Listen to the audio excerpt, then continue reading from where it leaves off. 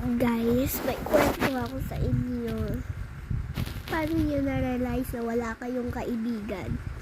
First, di ka kasama sa plano. Kapag gagala sila, di ka kasama.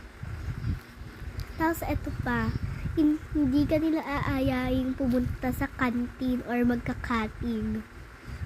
Pang tatlo, sasabihin nilang pag sinabi mong tipong, bakit di nyo ako inaya? Nagkabiglaan lang. May GC ba? Sasabihin naman ng isa, hindi ka kasama sa plano, hindi ka lagi kasama sa GC kapag meron silang bagong gagawin. Sa totoo lang guys, naranasan ko yun mga be. Grabe yung iyak na iyak ko mga be, nung di nila ako sinama sa plano talaga.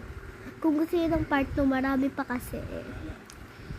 Sige, part 2. Handaan natin yan. Part 2. Oo,